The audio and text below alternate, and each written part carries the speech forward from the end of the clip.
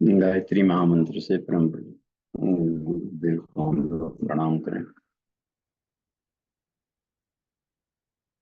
ओम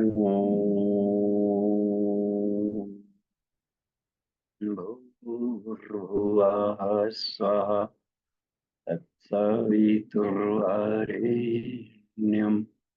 भर्गो देवस्य धीमहि धियो यो नः प्रचोदयात्। जी प्रणाम। कल तक देखिए, आज गुप्त नवरात्रि का तीसरा दिन है। तो गुप्त नवरात्रियों में कुंडलिनी जागरण के लिए यह कुंडलिनी विषयक उस कुंडलिनी साइंस को पहले कॉन्सेप्ट समझना होता है। कुंडलिनी साइंस क्या है?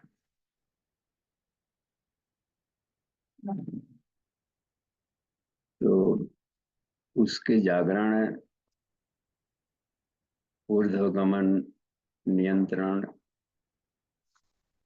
इन सब की यौगिक क्रियाओं पर मनन, चिंतन, प्रैक्टिस, अभ्यास किए जाते हैं। परम पूज्य गुरुदेव लिखते हैं कि गायत्री विधि से यदि कुंडलिनी जागरण किया जाए तो उसके कोई साइड इफेक्ट नहीं होते। अन्य अनेकों तरीके भी हैं सुप्त शक्तियों के जागरण के। तो गायत्री विधि से कुंडलिनी जागरण कैसे किया जाए? हम सभी भारतीय शाक्त शाक्त यानी शक्ति के उपासक, और शक्ति को ही कुंडलिनी कहा गया। शक्ति यानी कुंडलिनी, बस। जो शक्ति पूरे सृष्टि को संचालन कर रही है उसी को कुंडलिनी कहते हैं। क्योंकि वह कॉइलवत रोटेट हो रही है तो कुंडलिनी कहते हैं। और भी कुंडलिनी शब्द में रखा गया इस सारा संसार प्राण समुद्र में हम लोग फ्लोट कर रहे, तैर रहे हैं। और कुंडलिनी का एक नाम प्राण भी है, प्राण। तो प्राणिक एनर्जी हर जगह है, जितने भी तत्व हैं। तेंगलोपनिषद में याज्ञवल्क्य ऋषि बताते हैं एक जगह सृष्टि की उत्पत्ति का जब केवल यहाँ ब्रह्म ही ब्रह्म थे, एको ब्रह्म द्वितीयो नास्ति। कुछ भी नहीं था तो कुछ तो जरूर होगा जिससे यह सब उत्पन्न हुआ, उसको ब्रह्म कहा है। एको ब्रह्म द्वितीयो नास्ति। लेकिन उस ब्रह्म का स्वरूप क्या है? अनंतम तत्प्रब्रह्मम तत् अचिंत्यम अगोचरम। वह अनंत है, इनफाइनाइट। इसलिए कहा जाता है कि और समस्त शक्तियों से युक्त है, पूर्णम अदा। वह पूर्ण है और पूर्ण से उत्पन्न होगा तो निश्चित रूप से पूर्ण ही होगा। पूर्ण जब भी उत्पन्न करेगा तो पूर्ण ही उत्पन्न करेगा। उनकी ही अपना आत्मा ही जन्म लेती है। आम आम उत्पन्न किया, जिस पेड़ का जो बीज है वही उत्पन्न कर रहा है, यह देख रहे हैं। इसका मतलब है कि ब्रह्म कुछ भी निकालेगा और वो चूंकि पूर्ण है, समस्त शक्तियों से युक्त है, तो हर चीज जो दृश्य अदृश्य दिख रहे हैं वह सब अपने आप में पूर्ण है। मनुष्य भी पूर्ण है, लेकिन हम उस पूर्णता का बुद्धत्व नहीं कर पा रहे। ईश्वर आनंदमय है, शांतिमय है, और सारे सृष्टि में सर्वव्यापी है। फिर भी हम शांति और आनंद का अनुभव न कर रहे हो, कहीं ना कहीं तब विचार करना पड़ेगा इस पर। शांति और आनंद की तलाश में सारे ब्रह्मांड के पार्टिकल जीव जंतु दौड़ रहे हैं। तो इसी प्रक्रिया के लिए कि यह बुद्धत्व का कैसे योग किया जाए, तो इन सारे योगों के जोड़ने की प्रक्रिया में जो अग्नि तत्व की जरूरत पड़ती है वो कुंडलिनी कुंडली है। कुंडलिनी के सिवा या कुछ नहीं, प्राण तत्व, प्राण को ही कुंडलिनी कहते हैं। उन्हीं के ढेर सारे नाम है। तो एको हम बहुश्याम, जब उन्होंने सोचा कि एक से अनेक बने, अपने को विभिन्न रूपों में हम रूपांतरित करें, तो साफ जाहिर है कि अपने के सिवा कोई बाहर जगह ही नहीं है, तो जो भी उत्पन्न करेंगे अपने भीतर करेंगे। आकाश से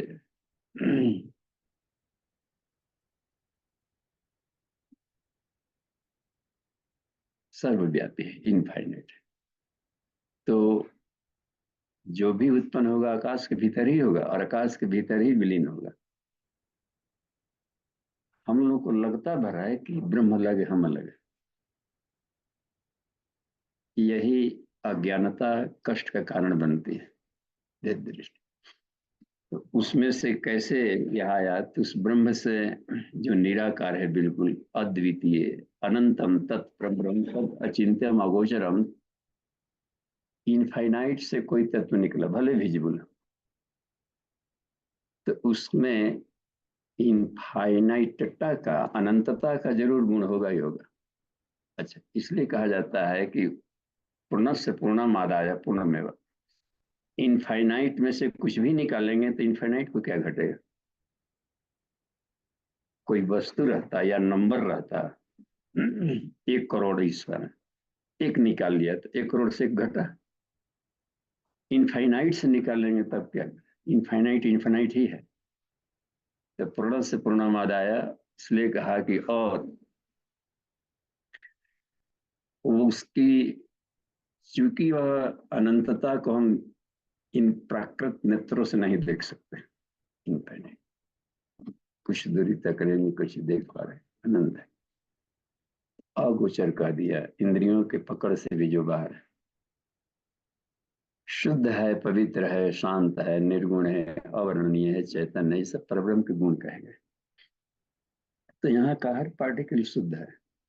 लगता भर है हम लोग को कि जल अशुद्ध है, शुद्ध जल अशुद्ध जल, लेकिन जहां भी हीट मिले तो हाफ बन करके वो अपने मूल रूप में ऊपर उड़ गया। तो सारे तत्व भी शुद्ध हैं, सिर्फ कैरी करते हैं, कैरियर है, जिसको हम लोग शुद्धि कर रहे हैं, तो कुछ तत्वों को अपने भीतर कैरी कर रहे हैं। कोई व्यक्ति झाड़ू बुहारी कर रहा हो और लेटा पुटा गया हो तो उसको नहीं कहेंगे कि अशुद्ध है। कुछ पार्टिकल्स को अपने ऊपर ढो रहा है इधर से उधर टांग करके, मूलतः शुद्ध ही शुद्ध है यहाँ। इसी को बुद्धत्व किया जाता है। और किसी भी तत्व को हम लोग उसको फोड़ दे, ब्लास्ट करेंगे तो क्या अनंत ही रहेगा, और अलग कहाँ जाएंगे। देखो, तो 2 तरीके हो सकता है साधना। अपने भीतर या तो हम देखें उस अनंतता को, या बाहर देखें, नेत्र खोलें तो या नेत्र बंद करें तो, जब चारों तरफ ईश्वरीय सत्ता है। बाहर देखते हैं तो जिसको बुद्धत्व मिल गया, वो बोला कि हर जगह तू ही तू है, तत्व तो मसी। ये सूर्य क्या है, सूर्य ब्रह्म समम ज्योति, तत्व मन सूर्य तो मसी, हे ब्रह्म तुम ही सूर्य हो। श्वेताश्वतर उपनिषद में एक सूत्र आता है कि त्वम पुमान, तुम ही पुरुष हो। तुम्हारे सिवा जब कुछ सृष्टि में है ही नहीं, तो जो भी पुरुष दिखाई पड़ रहे हैं, त्वम पुमान पुरुष कर, त्वम स्त्री, तुम ही स्त्री हो, त्वम कुमार उतवा कुमारी, तुम ही कुमार हो, तुम ही कुमारी हो। तुम जीर्णो दंडे न वंचसी, तुम भी बुढ़ापा का पाठ करते, बूढ़ा होकर के लाठी लेकर के तुम ही चलते। तुम जातो भवति विश्वदा, तुम ही पूरे विश्व ब्रह्मांड में अपने स्वरूप में बिखर गए। तो इसी बुद्धत्व को के लिए कि बुद्धत्व कैसे हो तत्वमसि। अच्छा, यदि भीतर देख रहा है तो बाहर भीतर जब सब जगह ईश्वर है, तो भीतर में कहा आपने देखा तो अहम ब्रह्मास्मि, या सो अहम।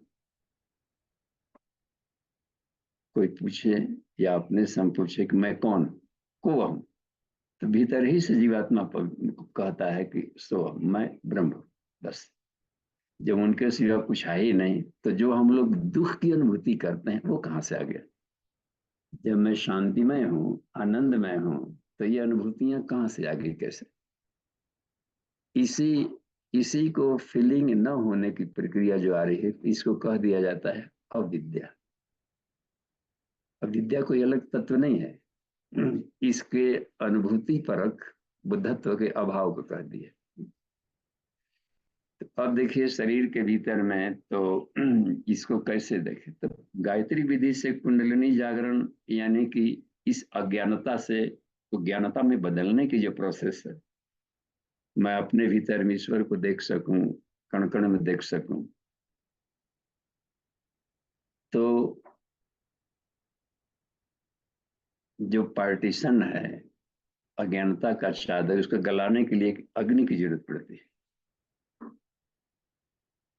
तो उसी अग्नि को फाइट करने के, तो गायत्री विधि से करना है तो आत्मा का, जिसमें गायत्री मंजरी में भगवान शिव जी बोल रहे थे विभर्ति पंचावरणान, हर जीव 5 आवरणों से है, लेयर में है, वो कॉन्शसनेस लेयर है। पांचों में से पांचों शरीर, कोई मरा शरीर तो शरीर जो भीतर वाला है पांचों शरीर लेके जाता है, पांचों शरीर भी रहता है इसे खोल वाले में, कैबिनेट में। यानी कि फिजिकल बॉडी के 2 पार्ट होगा, एक विजिबल एक नॉन विजिबल छिलका। तो जो नॉन विजिबल है बायोप्लाज्मिक बॉडी, उसको भी लेकर के चला गया। ठीक, तो अब ये कहना है कि अब जो भीतर की सत्ता है आत्म तत्व, यह जीव सत्ता, तो इन कोषों को यदि हम ट्रांसपेरेंट बना लें, पारदर्शी बना लें, तो आत्मा दिखने लगेगा। कहा जाता है कि विश्वामित्र ने इतना तप कर लिया था कि उनके रोम रोम से सूर्य का प्रकाश निकलने लगा। तो आत्मा का प्रकाश से सूर्य जैसा है, जो सूर्य में आत्मा है वही अपने भीतर है। तो अब देखिए उसका प्रकाश क्यों नहीं दिख रहा है? इसका मतलब है कि इस लेयर को हमने कुछ न कुछ कचड़े हैं साफ नहीं किया, केवल सफाई करना है। साधना में सफाई। दीपक जल रहा है, लैंप का शीशा है और इसमें कालिख लगा है, तो कितना फ्लेम तेज है। एक छोटा सा बादल का टुकड़ा भी सूर्य की रोशनी को रोक देता है, कितना प्रचंड तेज है जी। सूर्य ग्रहण लगता है तो जब पूर्ण सूर्य ग्रहण, तो एक बार कहा जाता था कि अंधेरा बिल्कुल हो गया था, तो जबकि सिर्फ इमेज था ना, कोई सूर्य की रोशनी जीवन की तरह। देखिए, तो ये सब तरंगे तो भीतर में जो कचड़े हैं उसको सफाई करने को साधना करें बस। और उसके क्लीनिंग को तप भी कहते हैं। साधना का एक नाम है तप। तपस्या करके उस काली को हटा देना, तो परिशोधन की प्रक्रिया को तप कहेंगे। और उसके भीतर में जो जागरण है उसको उसको जागृत करना, प्रबोधित करना, थोड़ा सा उसको कर देते इल्यूमिनेट करना, उसको परिष्कार कह देते हैं या उसको योग कह देते हैं। कपिल ने सांख्य दर्शन में जो बात बताई वह तप कहलाएगा। पतंजल ने योग दर्शन में जो बात कही उसको योग कहेंगे। इसी को कह दिया जाता है। तो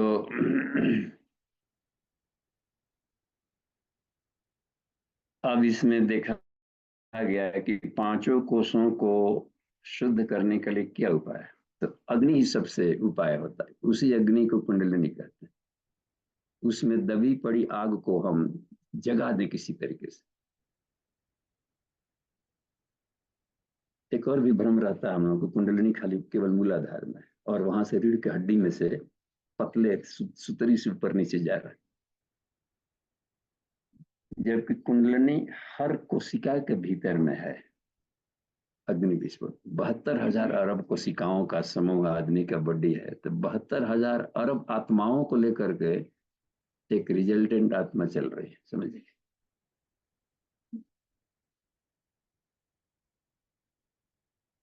बर्बरी का धड़ काट दिएगा फिर भी जिंदा है एक खोपड़ी में, और रावण ने खोपड़ी हटा दिया फिर भी टहल रहा है। चिपकली वगैरह देखें, उसका एक होता है लोटनी, वो लोटनी होती है जी, उसका पूंछ काट देंगे तो वो अलग है, पूंछ अलग है, फड़फड़ा रहा है, तो उसमें जीव ही नहीं थे, कैसे फड़फड़ा रहा है। आई डोनेट किए आंख, तो डोनेट किए तो अभी प्राण है इसमें, देखिए फिर जा गया दूसरे में गया, डेड रहता तो उसमें काम नहीं करता। मर गया व्यक्ति, मरा नहीं है, वो हम लोगों की एक मोटी भाषा में कह दिए कि उसका शरीर मृत पड़ा है, उसमें जीवन है अभी भी। यदि नहीं जीवन रहता तो उसमें कीड़े कहाँ से आते हैं? साफ है, कीड़े लगने का मतलब ही है कि अब इसमें जीवन था। तो कण कण में एक जीव सत्ता लहला रहा है, हर पार्टिकल में है भीतर। तो कुंडलिनी जागरण का मतलब ये नहीं केवल रीढ़ की हड्डी में सुतरी से वो चढ़ रहा है, रोप लेडर से उतर रहा है, अपने कोशिका के हर पार्टिकल को जगाना पड़ता है, समझे। इसलिए अन्नमय कोश को, कलेवर को भी हम जगावें, आग को। अन्नमय कोश में जो आग दबा पड़ा है उसको प्राणाग्नि पूज्य गुरुदेव ने कहा है, और अध्यात्म की भाषा में ओजस कहते हैं, एक और भी नाम है ओज, चमक आ गई। तो बढ़ाने का दो काम करना पड़ेगा, एक तो जो रोशनी का क्षरण हो रहा था उसको रोके, और भीतर की आग को और थोड़ा सा बढ़ाए। तो पहचान हो गई कि शरीर में जितने कचड़े होंगे फिजिकल बॉडी का, तो पहले कचड़ों को जलाता है। कहा जाता है कि कुंडलिनी जब जगती है तो रोगों को भस्म कर डालती है। तो यदि शरीर में रोग दुख है तो फिजिकल बॉडी का कुंडलिनी नहीं जगा। इतना अपने पर कमांड होना चाहिए कि आप चैलेंज कर सकें कि जब तक जिएंगे निरोग रहेंगे, जावत जीवित सुखम जीवित, जीवन सर्वदा सतम। अब यहाँ है कि कल ही नहीं जानते हैं कि कल क्या हो जाएगा। इसका मतलब है कि तो साइंस है इसमें, इसमें कौन से महात्मा बनने की बात है। उसको हम तपा देंगे तो रोकना होगा। ईंटा को पका दिया जाए, कच्चा मिट्टी है, तो एक होता है 1 नंबर का ईंटा पका, 2 नंबर का है ना, इसमें कम नंबर का पका रहेगा तो नूनी वगैरह लगेंगे, बारिश में गल गया। और इतना पका दिया जाए कि झवाई टाइप होता है ना, एकदम काला बन गया है और टेढ़ा फट, अब इतना मजबूत हो गया है कि बड़ा बड़ा बिल्डिंग का लोड लेने लगा। तपान, तो कहीं भी कुछ डार्कनेस दिख रहा है, इसका मतलब उस एरिया का तप नहीं किया गया। तपस्या का सबसे आसान तरीका है घर्षण, बस घर्षण। जो आसन प्राणायाम बताई जाती है छुपाने के लिए, सिर्फ घर्षण करता है। प्राणायाम भी कर रहे हैं तो घर्षण कर रहा है, देखें प्राणवायु बाहर के भीतर जा रही, भीतर भी है लेकिन बाहर घर्षण सिर्फ हो रहा है। प्राण का आकर्षण, प्राण का मंथन, मंथन करेंगे तो दूध में घी मिला हुआ तो ऊपर बुलबुला कर आ जाएगा। तो यही एक प्रोसेस है कि फिजिकल बॉडी को यदि चाहते हैं बिल्कुल निरोग रहे लाइफ टाइम, इसी पर रिसर्च कर। तो जब किताब में लिखा है तो केवल किताब में तो लिखा है, तो उसका प्रैक्टिकल करना ना पड़ेगा जानने के लिए। मान लीजिए कि सब नहीं कर सकते, कुछ लोग तो करें, ताकि यह साबित हो कि किताब में बकवास नहीं है। ऐसे कैसे कह देंगे कि किताब में ऐसे लिखा रहता है। प्रैक्टिकल जब तक न करेंगे, तो जब कह दिया गया है कि आजीवन निरोग रहेगा आदमी, तो यही गायत्री साधना है। बस पहला पहचान है कि उसका लाइफ टाइम स्वस्थ रहेगा। वो बस रोग क्या होता है जानेगा ही नहीं। हमने भी जब प्रैक्टिकल योग ऋषि के ये गायत्री महाविद्या के जब प्रकाश हमने शुरू कर दिया एक एक कोर्सों का, तो पाया कि जो भी बात लिखा हुआ है वो अत्यंत सत्य से भी सत्य है। अपने ही कमी थे कि कम, उसका अभ्यास किया गया। आज के युग में जबकि सारा खान पान अगर खराब है, जब करके प्रैक्टिस देगा, कि आज के युग में भी स्वस्थ रहा जा सकता है, इतना गजब का आग है ये। आग को पैदा किया जाए, बस आग को पैदा करना, कुंडलिनी जागरण। बस सोया हुआ है कम रेंज में। कुछ लोग का भ्रम रहता है कुंडलिनी जगेगा तो कूदने लगेगा, ना सिर्फ कूदने लगेगा, नहीं, वह लोक सेवी हो जाएगा। लोक सेवी को यहाँ रहा वहां रहा, आज यहाँ है कल वहां है, उस गांव में, इसी को कूदना कहते हैं। उसको अस्थिर नहीं रहा जा रहा है, अकेले उसको संतोष नहीं होगा, अकेले का जीवन। एकाकी जीवन तो कोई जी लेता, मनुष्य के लिए नहीं है, उस सृष्टि का राजकुमार है, ईश्वर का बेटा है। तो ये इसीलिए इसमें बात बनी। अब देखिए डर लग रहा है, तो डर इसलिए लग रहा है कि अपना प्राण कम है। प्राण को बढ़ा लेंगे तो डर खत्म हो जाएगा। सांस डर रहा है, दुबक रहा है, हर चीज में जाता है, तो डर भय भी सब रहता है प्राण में, उसमें उसको हटा देना पड़ता है। तो उसके लिए भी अपना उपाय, तो गायत्री महाविज्ञान में सब बताया गया है। अन्नमय कोश के लिए आसन, उपवास करें, तप सिद्धि करें, तपस्या करें। तो एक दिन का नहीं है वो, लाइफ टाइम का। क्योंकि पदार्थ है, कल वाला भोजन किए, शरीर में कुछ दिया, निकल गया, लेकिन आज के लिए फिर नया खाएंगे, तो हर दिन कुछ ना कुछ उधर से आते जाएगा, कचड़े फचड़े, उसको लेते जाना है। तो रिसाइकलिंग में तो बराबर तेज रखना ही पड़ेगा जब तक जीवित है।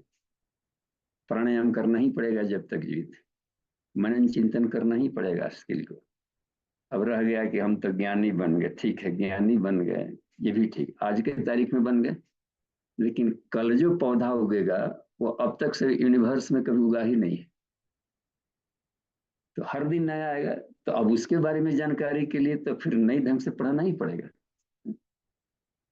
कल के रोग के कीटाणु अलग थे, आज नए ढंग के कीटाणु आ रहे, तो इसके लिए फिर देखिए पूरे विश्व के वैज्ञानिक कोरोना के खोज में लग गए। अब तक सारा ज्ञान विज्ञान पता नहीं कहाँ डस्टबिन में फेंक दिया ईश्वर। इसलिए कहा कि जो संसार संसरण है, गतिशील है, और एको हम बहुश्याम करना है, अद्वितीय हूँ, यानी मैं जब भी पैदा करूंगा वो अब तक से यूनिवर्स में नहीं हुआ है कभी, हर बार नया करूंगा।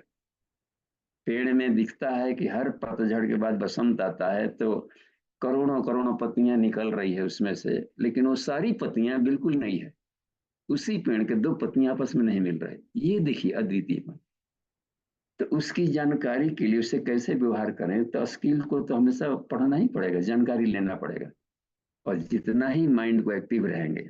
इसलिए कहा वेद ने कि आहार स्वाध्याय, आहार, आह आह का मतलब होता है दिन रात, रात दिन स्वाध्याय करो। नहीं तो कहते आप कौन, आप कौन, आप कौन कहते रहेंगे। अपना ही दादा कल मरा शरीर, और अपने ही कल प्रणाम कर रहे थे, साष्टांग दंडवत दादाजी हैं बताओ, और वह दादाजी शरीर छोड़ कर नाती के रूप में जन्म लिया, महाराम आपके देखिए, ये उसी को डांट रहा है ये है। और बेचारा कृपा करके आया है कि इन वंशजों को कल्याण करना, हम नहीं पहचान पाते हैं, इसलिए कि अपने स्किल को, तत्व ज्ञान को वहां तक नहीं ले पाए कि इसका क्या गुणकर्म स्वभाव। तो ढेर सारे पढ़ने से बढ़िया है कि आत्मा को पढ़ना, यहीं से निकला है। शिव जी ने कहा कि संसार का जो भी पसारा है पार्वती, सब आत्मा से निकले, तो आत्मा को जान लो, सब जान लो। आत्मा वाले ज्ञातव्य, हे मैत्रेय, आत्मा ही जानने योग्य है, समझने योग्य है। इसलिए आत्म साक्षात्कार के लिए पांचों कोषों को अनावृत किया जाता है, पांचों परतों को सफाई की जाती है, उसके प्रोसेस हैं। तो पांचों कोषों में जो दबी पड़ी अग्नि है उसको हम जगा ले, और क्रिया बता ही दिया गया है महाविज्ञान में। तो इसमें कुंडलिनी जागरण में एक और बात आती है, जो जो कुंडली उपनिषद है, इनका कहना है कि जब तक से मल का शोधन न हो जाए तब तक से तुम अपने अग्नि को ब्रह्मरंध्र के तरफ सुषुम्ना मार्ग से न ले चले। मलों का शोधन जरूरी है, इसीलिए आसन उपवास करके शरीर शुद्ध किया गया, ठीक। प्राणायाम बंद मुद्रा करके प्राणमय कोष को, नाड़ियों को सब साफ कर लिया गया कि जो अग्नि निकलेगी तो इधर उधर कहीं बहक मत जाए। तो इसी तरीके से बैलेंस, तो नाड़ियों के शुद्धिकरण को, चाहे ईड़ा हो या पिंगला हो, किधर चल रहा है स्वर, तो इसका मतलब है कि यदि सुषुम्ना में न्यूट्रल गियर में हम नहीं हैं, तो या तो आवेशित हो जाएंगे या फिर जाकर के बिल्कुल कोल्ड हो जाएंगे। कायर बन जाएंगे दोनों में। तो प्लस माइनस, चंद्र और सूर्य नाड़ी दोनों ही हमारे लिए खराब है। तो अब बीच वाली सुषुम्ना में चलने को ही सम्यक कहते हैं, समत्व। यानी ठंडा गर्म, न गर्म मूड का रहे न ठंडा मूड वाले रहे, नॉर्मल मूड वाले रहे, शांत और संतुलित। तो समत्व को योग कहते हैं, समत्व ही योग है बस। समत्वम योग उच्यते बस। तो अब इसी को बुद्ध ने अपने समत्व को सम्यक शब्द का प्रयोग किया। सम्यक दृष्टि, राग द्वेष से युक्त दृष्टि नहीं, राग द्वेष से युक्त दृष्टि को सम्यक दृष्टि कहेंगे। तो उस हालत में जब सम्यक दृष्टि डालेंगे तो भेदभाव खत्म होगा। एक तरफ कह दिए तुम ही कुमार हो, तुम ही कुमारी हो, तो फिर यहाँ पर नर नारी का भेद, इसका मतलब आया ना कि सम्यक दृष्टि नहीं हुई। अच्छा, ये सम्यक दृष्टि देखिए गीता में ये बता रहे हैं कि सम्यक दृष्टि जिसके पास है उसको पंडित कहते हैं। पंडित कौन है? पंडित बोल देने से आइए पंडित जी प्रणाम, पंडित जी ऐसे करने से बात नहीं बनेगी। हम अपने शब्दों का भी दुरुपयोग नहीं कर सकते। जो वैदिक शब्द ने कहा कि विद्या विनय संपन्न है, जो विद्या विनय से संपन्न ब्राह्मण हो, जिसको कहा जाता है धरती का देवता भूसुर, विद्या विनय संपन्न ब्राह्मण, गवी या गाय हो, गाय देखने जानवर, और गाय में जानवरों में श्रेष्ठ हो, गो माता है तो ठीक है, गो माता है, और बकरी माता नहीं है, अन्य बात जी। तो भेद दृष्टि कहीं भी ना हो, चाहे जानवर हो जाओ। उसने कहा कि विद्या विनय संपन्न ब्राह्मणे गवी, हस्तिनी हाथी, चाहे गाय हो या हाथी हो बस। सुनी चैव स्वपाके च, सुनी मैंने चाहे कुत्ता हो, स्वपाके चांडाल माने ऐसा आदमी जिसको कि संस्कार विहीन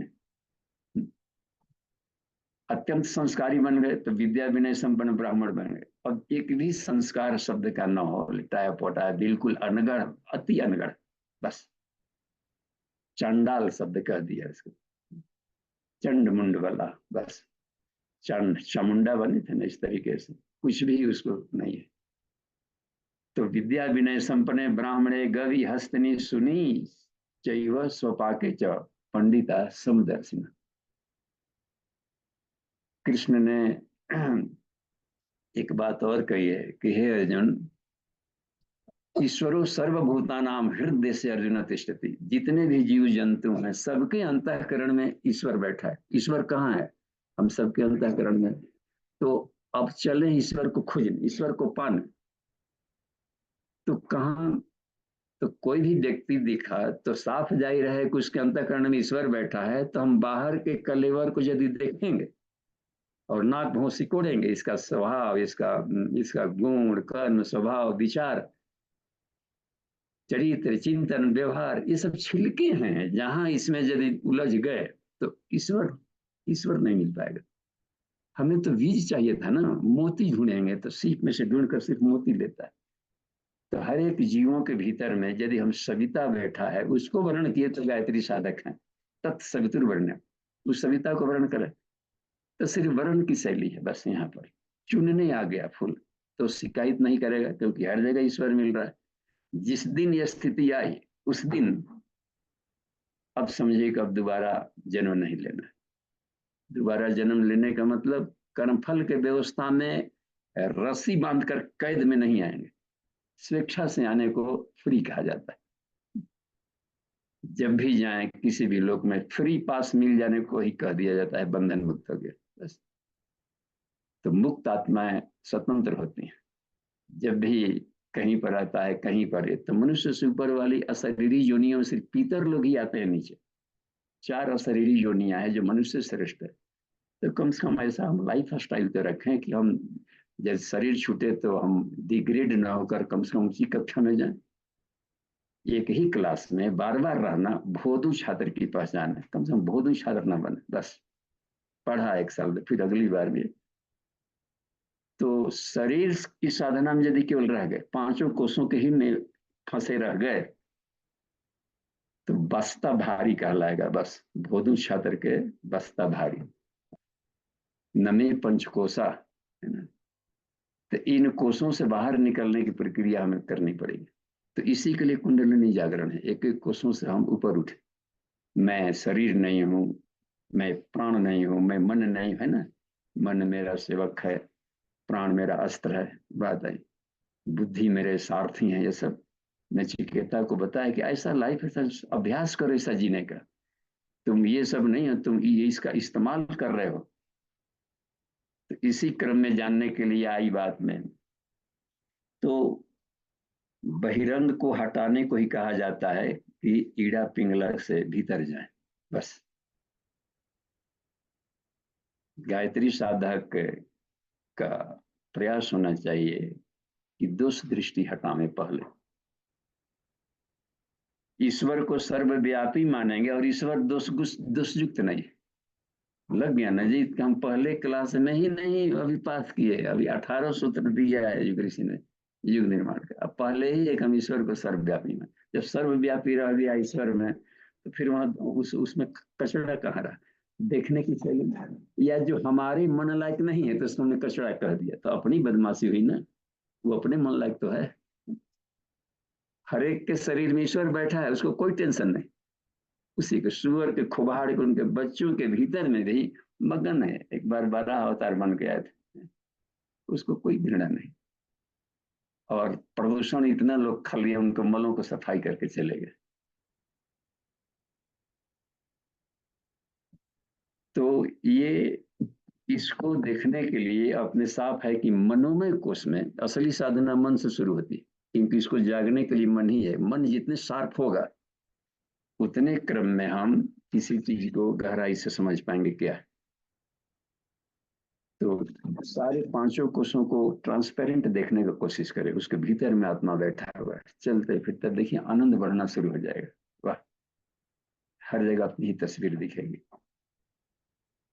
परिस्थितियां लाते हैं। गुरु जी ने एक सुनसान के सेशन में बताया है कि सामने एक था और एक बाघ आ गया, वैसे दहाड़ा।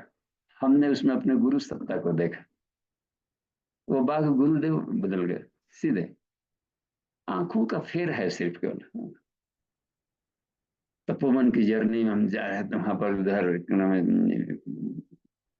आज से काफी वर्ष पहले 85 की बात है। तो गोमुख की जर्नी में उसमें क्रम में, तो उसमें रास्ते में पहाड़ भड़कते रहते थे। उसमें तो लोग रुकते थे कि रुक जाए, कहाँ बचेंगे बस।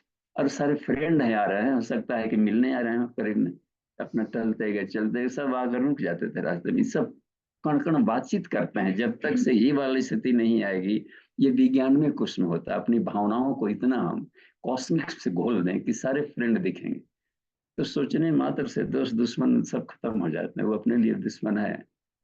ये स्थिति साधक के भीतर में आती जाएगी तो उसके आनंद बढ़ते जाएगा। तो विज्ञान में कुछ में कुंडलिनी जागरण आता है। इसलिए पहले हम उतावली न करें कि आज ही जगा ले। बैठेंगे, ध्यान नहीं लग रहा है गुरु जी, मन भाग रहा है, तो ध्यान 7वां क्लास में था ना जी पतंजल का। यम नियम आसन प्राणायाम प्रत्याहार धारणा, तब जाकर ध्यान था। अब पहले क्लास में भी आसन सिद्ध नहीं हुआ या प्राणायाम सिद्ध नहीं हुआ, तो साफ जाहिर है कि नीचे वाला क्लास पास न करके गलती से कोनो ठेल ठाल के बैठा दिया है, उसके गार्जियन भाग गया। अध्यात्म में छलांग लगाने की कोई व्यवस्था नहीं, बस सीक्वेंस में चलना पड़ता है। हर एक कोषों की सफाई करनी पड़ेगी। तो एक एक कोषों की कुंडलिनी हम लोग जगाते चले। तो चूंकि सब सीनियर साधक हैं, करते हैं, तो विज्ञान में कोष में जैसे लगता है कि हम भावनाएं शुद्ध हो गई है, भेद दृष्टि खत्म हो गया है। तो भेद दृष्टि का खत्म होना सुषुम्ना, ओम पकड़ा गया जब, बस ओम सर्वव्यापी है। और सर्वव्यापी है तो फिर उसको किसी से कोई शिकायत नहीं रहेगी। और चूंकि आत्मा निर्लिप्त है तो किसी में रहेगा लेकिन निर्लिप्त रहेगा। मान लीजिए कोई शराबी है, शराब पी लिया, तो शराब पी लिया है तो हम उससे नाक भौं क्यों सिकोड़े? उसके चले दोस्ती क्यों तोड़े? दोस्ती ही तोड़ दिए तो बेचारा लुढ़क कर कहीं नली में पड़े रहेगा, तो उठा के घरे कौन लाएगा? अब सोचिए, हम शराब न पिए लेकिन उससे दोस्ती क्यों तोड़े? रोगी से घृणा नहीं, रोग से दूर रहे, ये गीता का टेक्निक है जीने का, बस। तो फिर किसी में चाहे वो सत्र तम में रहते हुए भी बस ईश्वर सब में रहता है। निर्गुणत्व हे अर्जुन निस्त्रिगुण भव, तीनों गुणों में रहते हुए उसे निर्लिप्त मत हो। केवल सत्वगुणी हो गए तो रजोगुणी तमोगुणी से घृणा करने लगे, इससे बढ़िया था कि कल ही बढ़िया थे, तमोगुण में पड़े हुए थे, घृणा नहीं था। तो ये है कुंडली जागरण में। तभी बता रहे हैं कि देखिए जागरण के तो जो कुंडली उपनिषद में जो कल तक की बात आई थी वह यह थी कि चित्त को शांत किया जाए, बस। यानी भेद दृष्टि खत्म करते चला जाए, टेंशन तनाव खीज राग द्वेष, इसी को हटाने को चित्त को शांत करना कहा जाता है। तो चित्त शांत हो गया तो अपना तस्वीर दिखेगा, बस। तो चित्त को चंचल बना रहा था कौन? अपनी वासना, एक बताया था, एक तो वासना और एक प्राणों का बम्बार्डिंग, अपने भीतर के पहले के संस्कार एक, और दूसरा रूप रस गंध शब्द स्पर्श के जो प्राणों के ये सब ये स्वरूप हैं पंच तत्वों के, वो हर क्षण आपके शरीर पर बम्बार्डिंग करते हैं। विचार उठते ही रहेंगे, दृश्य देखेंगे, भोजन खाएंगे, कान सुनेगा ही सुनेगा। तो ये प्राणों का जो झटका आते रहता है, इसके झटके से अपने आप को निष्प्रभावी कर ले तभी तो चित्त शांत रहेगा। दृश्य देखा लेकिन टेंशन में ना आए, मस्त आए। ये मस्त तभी होगा जब उसमें ईश्वर देखेंगे। ईश्वर के अलावा कुछ और देखेंगे तो जरूर टेंशन आएगा। तो ये अभेद दर्शनम ज्ञानम क्या छदे से मान ले कि हमारे लिए उपयोगी नहीं है। उपयोगी नहीं है तो अपने लिए तो है उपयोगी। इस भाव से सोचने पर भी उसका विचार अपने को चंचल नहीं बनाया, अपने को तो कोई रिएक्ट नहीं करवा पाया। घृणा होती, यदि दोष देखेंगे तो घृणा होगी, और यदि वो देखेंगे उदार दृष्टि से तो उदार दृष्टि साक्षी भाव कहलाता है, बस। तो मन शांत रहेगा, उपयोगी है किसी के लिए, ठीक। तो विज्ञान में कुछ में बात कही गई कि पहले शांत करो। तो अब उपाय बता रहे हैं कि हम पहले ये बता देते हैं कि अपने कुछ संस्कारों की सफाई तो होगी, कुंडलिनी जागरण हो जाती। कुंडलिनी जागरण क्या करता है कि सुषुम्ना में जाते जाते जाते जब आज्ञा चक्र में पहुंचेंगे तो वहीं पर और चेतन मन, तो ये आग वहां जाकर के सारे जन्म जन्मांतरों के जो संस्कारों के जो चित्त के पहाड़ है एक निमिष मात्र में हटा देता है। ज्ञानाग्नि सर्व कर्माणि भस्मसात कुरुते अर्जुन, हे अर्जुन आत्मज्ञान की अग्नि इतना तीव्र होती है, एक निमिष मात्र में जन्म जन्मांतरों के पापों के पहाड़ को भस्म कर देगा, बस। तो यही कुंडलिनी के लिए रखा कि अपने जो वासना है उसको हटा देगा। लेकिन प्राणों का जो आ रहा था बाहर से कीड़ा पिंगला वाला ये सब चीजें, तो इसके लिए प्राणायाम बताया। तीन उपाय कहा कि मिताहार करें, आसन करें और शक्ति चालन करें कुंडलिनी को। तो शक्ति चालनी संस्कारों को हटा देगा, जो वासना थे चक्रों के माध्यम से ले जा रहा है। और इसके लिए बता दिया कि आसन करें, और शक्ति चालनी के पहले कह दिया क्या कि तुम सरस्वती चालन करो, यानी कि ईड़ा पिंगला को तुम पहले सफाई कर लो, सारे नाड़ियों को। ईड़ा चालन किया, पिंगला चालन करो, बार बार करो, तो अब क्या होगा कि नाड़ियां ब्लॉकेज खाऊंगा, फिर सुषुम्ना की सफाई करो। तो इसी के लिए प्राणायाम का कुछ टेक्निक बताया है ये, और उसमें बता दिया है 4 प्राणायाम। एक तो नाड़ी शोधन हम करें, दूसरा सूर्य भेदन प्राणायाम, तीसरा उजाई प्राणायाम, और चौथा भस्त्रिका प्राणायाम। एक शीतली जोड़ा है कि यदि अपने भीतर में कभी पित्त की प्रकोप बढ़ गया हो, अधिक उष्णता जलन, उसको हटाने के लिए शीतली का प्रयोग कर लें। लेकिन यदि हम शीतली को जोड़ते हैं तो नाड़ी शोधन की प्रक्रिया तो पहले में करनी थी उसको, तो इसलिए 4 ही रखा गया है। उनमें साफ कहें कि कुंडलिनी जगाना है तो सूर्य भेदन प्राणायाम भी उसमें काम आएगा। सूर्य भेदन, बस। तो अब ऊंचाई में भी देखे होंगे हम लोग कि उसको ऊंचाई प्राणायाम किया तो दोनों नोट नॉस्ट्रिल से ले रहे थे और लेफ्ट से निकाल रहे थे सूर्य भेदन। तो यदि राइट टू राइट भी कर रहे हैं तो भी सूर्य भेदन कहलाएगा। बोथ नॉस्ट्रिल से ले रहे हैं, लेफ्ट से निकाल रहे हैं तो भी सूर्य भेदन कहलाएगा। राइट टू लेफ्ट कर रहे हैं तभी सूर्य भेदन कहलाएगा। ईड़ा से ईड़ा भी निकाल रहे हैं तो भी नो प्रॉब्लम। देख रहे हैं ना? तो निकालने का प्रोसेस यदि हो रहा है कोल्ड के तरफ से, इसका मतलब है कि कोल्ड हटा रहा है। और कोल्ड को कफ कहते हैं और कफ ही मृत्यु का कारण बनता है। कफ कहते हैं श्लेष्म, चिपकाव। तो संसार से चिपकाव को कफ कहेंगे। आसक्ति ही कफ कहलाता है अध्यात्म की भाषा में। बस बुढ़ापा में होता है क्या कि कंठ गुड़गुड़ाए थे, शरीर में कफ निकलना शुरू हो जाता है। इतना कफ कहाँ गया था? तुरंत नहीं था। जब मरने लगा तो कफ इतना आने लगा शरीर में कि कफ सारे नाड़ियों को, कफ को ब्लॉक कर दिया। जब सांस बाहर निकला था तब घुसने के लिए जगह नहीं मिला क्योंकि सारा नाली वाली बंद कर दिया कफ से। तो कफ कहाँ से आ गया? तो कारण शरीर का कफ आने लगता है। स्थूल शरीर का कफ तो ये भोजन पर निर्भर है, थोड़ा सा प्राणायाम कर देंगे छींक छाक दिए। लेकिन सूक्ष्म शरीर का कफ निगेटिव थॉट है। तो निगेटिव थॉट भी कफ में बदलकर आपके माइंड में जाकर जमा होगा। अब बाद में थोड़ा सा बड़ा टेंशन है, माइग्रेन हो रहा है, वही कफ है।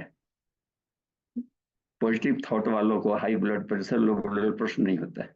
देख रहे ना? तो सारे कफ के ब्लॉक, कफ को ही रेजिस्टेंस कहा गया है। तो उसकी सफाई कैसे होगी? पॉजिटिव थॉट से होगी। महोपनिषद ठीक करेगा, कफ को निकालता है। और भी देखिए, कारण शरीर में भी 72,000 नाड़ियां हैं तो 24,000 है तीनों में। कारण शरीर में जो नाड़ियां हैं हमने पाया अपने, तो उसमें पाया कि उसमें उसका कफ है मोह ममता। जो चिपकाव है मोह ममता, ये अपना है, पराया है, अपने।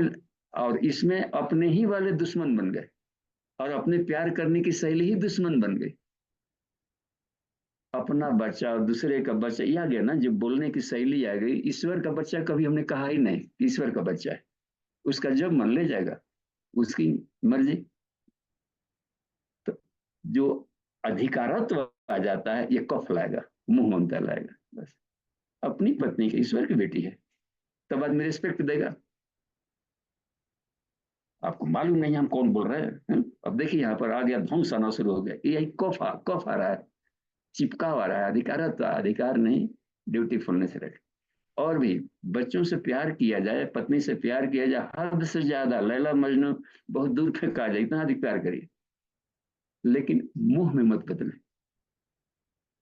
यदि मोह वाला प्यार है, विस्कोसिटी है, तो फिर कफ लाएगा। बस। और यही महत्व होता है। तो ईश्वर क्या करता है, प्रकृति क्या करेगी? छुड़ा देगी, दोनों में से किसी न किसी को कष्ट में डाल देगी, फेंक देगी। तो बचा लिया हमको, कहिए, हाँ, हटाकर। नहीं तो हम भी चले जाते, पशु योनि में फिर चले जाते। बस। अब 2-4 गो कीड़ा मकोड़े से भेड़ा वेड़ा खेलते रहते, 2-4 गो पति पत्नी बच्चे करते रहे, गोल गोल रहे, देश धर्म संस्कृति राष्ट्र भाड़ में जाए। तो ये रह गई बात में। तो इसलिए ईश्वर जो बात देखता है कि ये, तो अच्छा देखिए, मोह को हम कैसे हटावें? अब उसके लिए रीजन क्या डालें? तो मोह तब हुआ है जब हमारा प्रेम सीमित था। प्रेम यदि सीमित दायरे में हो जाए, खास बाउंड्री में करेंगे तो मोह कहलाता है। प्रेम प्लस सीमित स्वार्थ इज इक्वल टू मोह। तो उसी प्रेम को यदि दायरा बढ़ा दे, खाली बाउंड्री बढ़ा दीजिए, इनफाइनाइट कर दे, तो मोह को उदार भक्ति भावना कहलाएगा। तो इसको कहते हैं मोह का रूपांतरण। प्यार करने को मनाही नहीं है, यूनिवर्सल करना। पार्टी में बैठे हैं और आप, ढेर लोग बैठे हैं और आप उसको दे दिए तो आप रसगुल्ला चलाइए, होता है ना, कोई अचार चलाता है, कोई पानी चलाता है, कोई रसगुल्ले दे, आप बढ़िया वाले चलाइए। अब बाल्टी लेके जा रहे हैं, अच्छा आप भी बैठे हैं, अपना दोस्त देता है 2 गो डाल दिया, वाह, बाकी कुछ छिड़कवा नहीं, बूंदिया की तरह दे रहा है। फिर जब खाइए ना, दूसरा आएगा चाटा मारेगा, बाल्टी छीन लेगा, आपको कह देगा पानी चलाओ खाली। ईश्वर ही करता है। प्रेम दिया है पूरे विश्व को बांटने के लिए, किन्वंतो विश्वम आर्यम, ये भारतीय संस्कृति है। पूरे विश्व को हम श्रेष्ठ बनाए, आर्य माने श्रेष्ठ, वसुधैव कुटुंबकम। तो यहाँ प्यारे नहीं है, अपना अपना वाले खाली कुटुंब है। तो जहां सीमित स्वार्थ कर दिए तो उसको मोह कहेंगे, और जहां बांध दिए तो क्या होगा, कुछ कीड़े जन्म लेंगे, होता है ना वायरस, उसी कीड़े को कहते हैं लोभ मोह अहंकार। संकीर्ण स्वार्थ परतैव विद्यते भव बंधनम, लोभ मोह अहंकार इति तस्यास्त्रयास होता है, उसके 3 रिंगना चिंगना बच्चा पैदा हो जाता है मोह का, जिसको कहते हैं लोभ मोह और अहंकार। तो ये विज्ञान में कुछ का कचड़ा है बस। प्रेम कितना व्यापक बनाया गया, यूनिवर्सल किया गया कि नहीं, उसी के लिए ईश्वर व्यवस्था था। अपने स्टूडेंट लाइन पे अकेले पढ़ो, फिर बियाह कर दिया कि प्रेम को बांटो, अकेले अकेले मत रहो। फिर इसी इसी प्रेम प्रोग्राम 2-4 करेंगे ना, चिंगना हो गया, फिर प्रेम को बढ़ाओ, फिर शादी करो। ये बराती सराती समाज, देखिए ये प्रेम को व्यापक बनाना था, फिर वो संभाल लिया, फिर यहाँ जाओ वहां जाओ, पढ़ाओ, फिर कंप्लेंट। ये प्रकृति की एक ऐसी व्यवस्था बनाई गई कि हम धीरे धीरे अपने प्रेम को यूनिवर्सल बनाओ बस। संन्यास आश्रम रखा गया कि आत्मानुसंधान करो, और आत्मानुसंधान में देखो कि मूल तत्व क्या था सृष्टि का। तो इसी क्रम में बात है, तो विज्ञान में कोष का जो है कचड़ा मोह होता है, और मोह जब टूटता है तो कफ बदलेगा, क्योंकि सब छूट रहा है, मरते समय सब छूट रहा है ना, सब भाई बंधु सब छूट रहे थे, कफ बलबला के सब निकलता है, जाम कर देगा, तो मृत्यु का कारण बनता है। तो इसकी सफाई करने की प्रक्रिया है, तो वो साफ होगा अनासक्त प्रेम से। मोह की सफाई अनासक्त प्रेम से किया जाए। गले लगना, भेंट करना, इसमें नहीं मनाही है। आलिंगन, हृदयालिंगन, बहुत दिन पर मिले, लेकिन जब मिलने जाए तो छाती में फेविकॉल लगा के न जाए, घी लगा के जाए, तो कहाँ चिपकने में, जब चाहे तो अलग हो गया। इसको कहा जाता है दिव्य प्रेम। बस ब्रह्म प्रकृति में घुला हुआ है, लेकिन अधिकार तो नहीं है। पार्वती ने कहा कि मैं जाऊंगी वहां पर, देखिए रिस्पेक्ट नहीं मिला है, नहीं मैं जाऊंगा, नो प्रॉब्लम।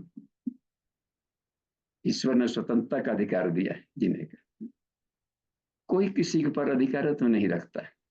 बस आत्मा का अधिकार है कि हम जिस रास्ते जिएंगे उसे करें, लेकिन रिएक्शन अपने भुगतना पड़ेगा। ठीक है, तब रास्ता ही चुनना है तो हे श्रेय और प्रिय, जिसको चुनना है नचिकेता चुनो। तो ये ठीक है। तो हम देखिए, हम चाहेंगे कि जो थोड़ा सा बचा हुआ लेख उसको उमा दिया कर पढ़िए। ये 61वें मंत्र तक हो गया था, तो इसमें चूंकि तकनीक भरा है, केवल उस तकनीकों को हम लोग प्रैक्टिस कर लेंगे। तो देखिए, तो बाकी के जो मंत्र है उसमें क्या कहते हैं।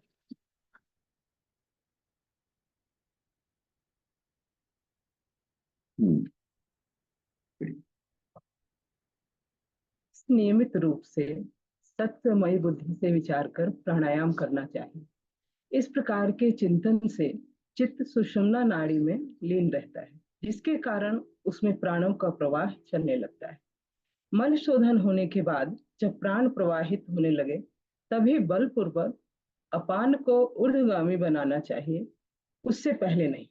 प्राण को ऊर्ध्वगामी बनाने की प्रक्रिया के लिए गुदा के आकुंचन की क्रिया को मूलबंध कहते हैं। इस क्रिया से अपान ऊर्ध्वगामी होकर अग्नि के साथ संयुक्त होकर ऊपर की ओर चल देता है। प्राण के स्थान में जब वह अग्नि पहुंचती है और प्राण तथा अपान दोनों मिलकर कुंडलनी में मिलते हैं, उस समय उसकी गर्मी से तप्त होकर एवं वायु के बारंबार दबाव से कुंडलनी सीधे ऊपर होकर सुषुम्ना के मुंह में प्रवेश कर जाती है। तब यह कुंडलनी शक्ति रजोगुण से उत्पादित ब्रह्म ग्रंथि का भेदन करके विद्युत शिखा की भांति सुषुम्ना के मुख में उद्गमन करती है, प्रवेश करती है। शीघ्र ही हृदय चक्र में स्थित विष्णु ग्रंथि का भेदन कर उसके भी ऊपर रुद्र ग्रंथि में पहुंच जाती है। भ्रिकुटियों के मध्य का भेदन करके यह चंद्र स्थान में पहुंच जाती है, जहां पर षोडश दल वाला अनाहत चक्र स्थित है। यह वहां पर चंद्रमा के द्वारा निश्चित द्रव्य को सुखाकर प्राण वायु के वेग से गतिशील होकर सूर्य से मिलकर रक्त और पित्त को ग्रहण कर लेती है। वहां चंद्र स्थान में जाकर जहां सुषुम्ना श्लेष्मा द्रव्य रूप रहता है, उस रस पदार्थ को सोख कर उसे गर्म कर देती है। इस तरह वहां शीतलता नहीं रह जाती। तब यह शुक्ल रूप चंद्रमा को शीघ्रता से तपा देती है तथा क्षुब्ध होकर ऊर्ध्वगामी हो जाती है। उस स्थिति में उसे अमृत रस का स्वाद मिल जाता है। इसलिए जो मन पहले बाहरी विषयों में भोगरत रहता था, वह अब अंतर्मुखी होकर स्वयं में स्थित स्वकीय आत्मा में आनंद की अनुभूति करने लगता है। इस तरह से यह कुंडलनी शक्ति अष्टधा प्रकृति से गमन करते हुए शिव से एकाकार होती है और उन्हीं में विलीन हो जाती है। इस प्रकार अधोभाग स्थित रज व ऊर्ध्व भाग स्थित शुक्ल वायु के वेग से शिव में मिल जाते हैं तथा प्राण और अपान भी शिव में विलीन हो जाते हैं, क्योंकि उन्हें समान रूप से उत्पन्न होने वाला कहा गया है।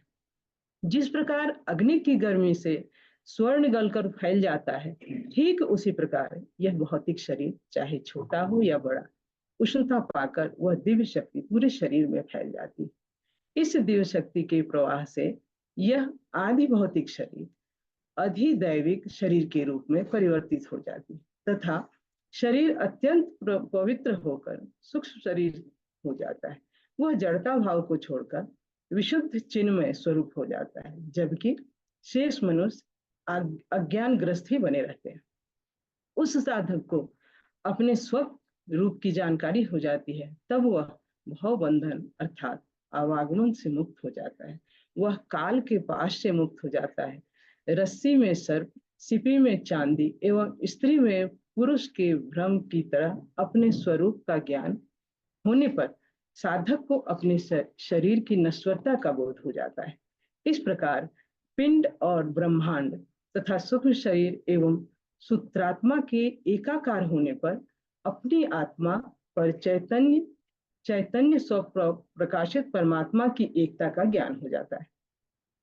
कमल की नाल की तरह कुंडलनी शक्ति होती है तथा कमल कंद की तरह ही मूल कंद को फनाग्र से देखकर मुंह में अपने पुच्छ भाग को डालकर ब्रह्म रंग के द्वार को ढककर वह सुप्त पड़ी रहती है। इसके जागरण के लिए पद्मासन में बैठकर गुदा को ऊपर की ओर खींचकर कुंभक करते हुए वायु को ऊपर की ओर ले जाकर वायु के आघात से स्वाधिष्ठान चक्र में स्थित अग्नि को प्रज्वलित करना चाहिए। ऐसा करने से अग्नि और वायु के प्रहार से शुक्ल कुंडलिनी जागृत होकर ब्रह्मा विष्णु रुद्र ग्रंथियों का भेदन करके षट चक्र का भेदन करती हुई सहस्त्रार कमल में पहुंच जाती है तथा वहां पर शक्ति के रूप में शिव में मिलकर आनंद प्राप्त करती है।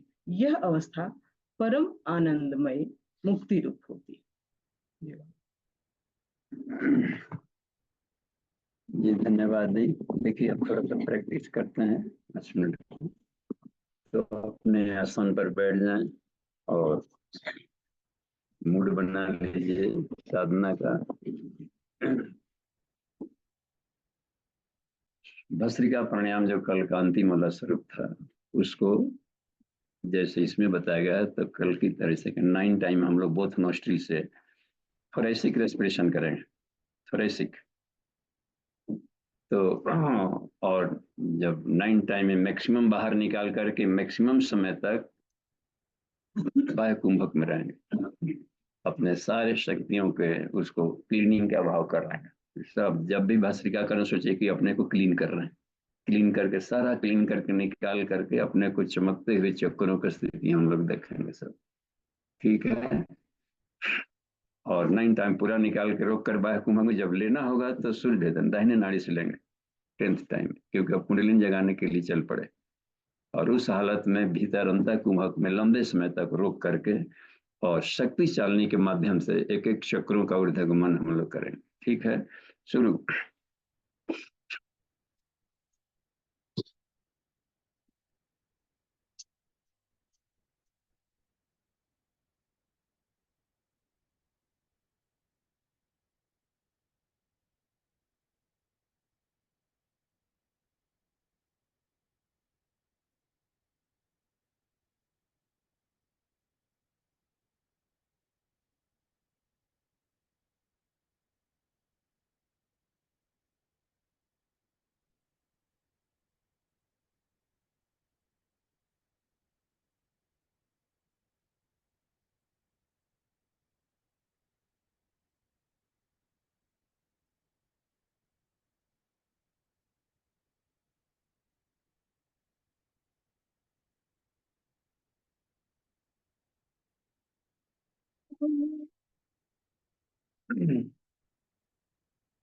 अभी हम लोगों ने अपने अपने ढंग से सोचा भीतर क्या हो रहा है। अब ऋषियों के ढंग से सोचिए। जो तो आप करेंगे जो ही क्रिया, हम सिर्फ यहाँ पर कुछ शब्दों का उच्चारण करेंगे, वैसे ही अपने चिंतन को ले जाएंगे। ठीक है, तो फिर से पुनः एक बार भस्त्रिका के बाद जैसे ही आप इनहेलिंग कर लेंगे, तो शक्ति चालनी के साथ में हम उसको बताएंगे कि कैसे ऊर्ध्वगमन करें। ठीक है, भस्त्रिका पुनः क्लीनिंग, भस्त्रिका क्लीनिंग कर रहा है।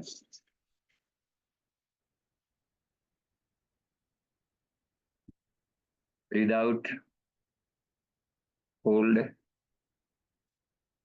तीनों बंद लगा लें और देखें सभी को चमकता हुआ जो समस्त शरीर के सभी नस नाड़ियां शुद्ध हो चुकी हैं, हर बॉडी सेल्स एकदम रिफाइंड स्टेट में आ चुका है, पांचों कोष रिफाइंड हो चुके हैं। ऐसा अब राइट नॉस्ट्रिल से दिव्य प्राण, सविता का दिव्य तेज को भीतर धारण किया जाए, ले जाएं मूलाधार तक और उसको फिर रोक लीजिए और शक्ति चालनी मुद्रा का पेरिनियल और क्रेनियल मसल दोनों को कंट्रैक्ट करें रोक करके। तो तीनों बंद की स्थिति में और सोचिए कि जो मूलाधार में अग्नि है, तत्व है, वो स्वादिष्ठान, स्वादिष्ठान को अग्नि तत्व कहा जाता है। वहां पर स्वादिष्ठान में अग्नि, सारे चक्रों में अग्नि ही अग्नि, ये दोनों कॉन्ट्रैक्ट होकर के स्वादिष्ठान से मिलकर मूलाधार स्वादिष्ठान मिल करके उस अग्नि को और तीव्र कर लें। जब मूलाधार में हो तो भाव करें कि मैं सारे यूनिवर्स में जितने भी पृथ्वी तत्व है वो मेरा ही शरीर का हिस्सा है, मैं सबकी आत्मा। उन्हीं के फ्री इलेक्ट्रॉन शरीर में भोजन के रूप में आते हैं, फिर निकलते हैं, जाते रहते हैं पूरे यूनिवर्स में। सभी अपने जब जब श्वासों को असहज हो तो ब्रीद आउट कर लें और फिर राइट नोस्ट्रिल से ले लेंगे या बोथ नोस्ट्रिल से लेंगे और बोथ नोस्ट्रिल से ही निकालेंगे। बस प्राणाकर्षण प्राणायाम की स्थिति अब रहेगी। हाथों को घुटने पर अब रखे रहेंगे। जब भी असहज हो तो बोथ नोस्ट्रिल से ब्रीदिंग कर लेंगे और बोथ नोस्ट्रिल से ही ब्रीद आउट करेंगे। केवल मेडिटेशनल अब हम लोग करेंगे और भीतर गहरा प्राण खींच लिया जाएगा तो रोक कर शक्ति चालनी का क्रम बनाए रखें। तो मूलाधार जब स्वादिष्ठान चक्र में आए तो समझा जाए कि वह जल तत्व है। जल तत्व का भेदन कैसे किया जाए? तो सारे पृथ्वी तत्व यदि मेल्ट कर गया अग्नि से तो पानी में बदल जाता है। तो पूरे यूनिवर्स में देखिए कि जल ही जल है बस, और मैं उसकी आत्मा, मेरा पूरा बॉडी। तो ये है कि जल तत्व अब इस जीवात्मा को क्षति नहीं पहुंचाएगा। सारा जल तत्व ही मेरा शरीर है और मैं उनकी आत्मा। इसी तरीके से अच्छा, ये जल तत्व लिक्विड फॉर्म है, विचार ही जल, जल ही ठोस होकर के परमाणु बन गए। और इस तरीके से संसार के सारे विचारों को हम देखें लेकिन स्पर्श न करें, साक्षी भाव से। जितने मस्तिष्कों को विचार उमड़ते हैं चिता आकाश में, वो सब विचार अपने विचार है। सभी शरीर अपना ही शरीर है और सबकी आत्मा अपनी आत्मा है। तो इन विचारों से हम प्रभावित न,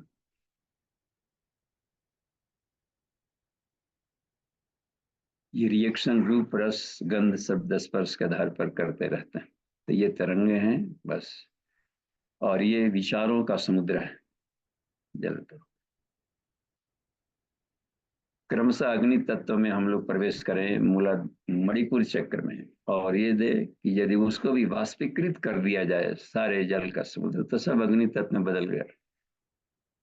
तो इस तरीके से देखा जाए तो पूरा यूनिवर्स एक वाष्पकृत अवस्था में फ्री इलेक्ट्रॉन्स थे, और अग्नि तत्व के रूप में, प्रकाश के रूप में हम लोग देखें, मैं उसकी आत्मा।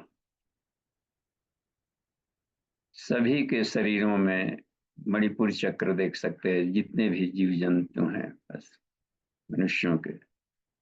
तो सोचा जाए कि सबका अपना भी जागृत हो रहा है, और सबका समष्टि कुंडलिनी को अमर लेकर जाना, सबके शरीरों का वो लाभ मिल रहा है, सभी निरोग बन रहे हैं, और सभी सांस पूरा अग्नि तत्व स्वराग्निभर्ष है, और मैं उसकी आत्मा हूँ। तो अग्नि तत्व साधक को विचलित नहीं करेगा, दुष्ट की तरह काम देगा। कि क्षण मात्र से शरीर में अग्नि तत्व भर जाएगा।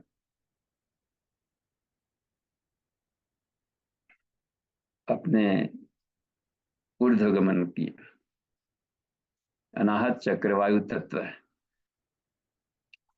अग्नि भी वायु तत्व में विलीन हो जाता है। पूरा ब्रह्मांड में सिर्फ देखें कि अब वायु तत्व है। ये सब अपने अपने क्रम से एक दूसरे में विलीन होते जा रहे हैं, यानी अपान प्राण के भीतर में विलीन होते जा रहा है। नीचे 10 प्रकार के प्राणों को यह उत्पन्न किया है, इसी पायु से बने हुए हैं, अपान व्यान उदान समान। ये प्राण जो हैं पांचों सब वायु तत्व हैं, गतिशील है। तो सारा संसार में जो गत्यात्मक है, एक लहर चल रही है, एक वायु है, उसकी मैं आत्मा हूँ, और ये सारा ही मेरा शरीर है। यानी संसार के सारे प्रवाह, अपने प्रवाह सबको बहुत प्लीजेंट भाव में देख, विशुद्धि चक्र में अपनी चेतना को ले जाएं, शक्ति को चलाना, कुंडलिनी को चला चला करके ले गए। विशुद्धि चक्र ये जनन लोक है, आकाश तत्व है, बस सारा वायु तत्व भी आकाश में विलीन हो गया। पूरा आकाश ही अपना शरीर है, इनफाइनाइट, और मैं उनकी आत्मा हूं, बस दूसरा कोई तत्व नहीं। आकाश तत्व में ही, इन तत्वों के भीतर में बहुत विशाल, मैं छोटा, मेरा शरीर नहीं है, पूरा आकाश ही मेरा हृदय है। समझिए कितना अपना विशाल शरीर है आकाश, और मैं इसकी आत्मा। इस आकाश के भीतर में भी अब आकाश है। आज्ञा चक्र में हम जाएं और देखें कि इस आकाश के भीतर में महत तत्व है, जिसको मन बुद्धि चित्त अहंकार कहा जाता है, और भी सूक्ष्म है, चेतनात्मक दिव्य चेतना है, और समष्टि मन, अपना मन समष्टि मन से जुड़ रहा है, समष्टि चित्त,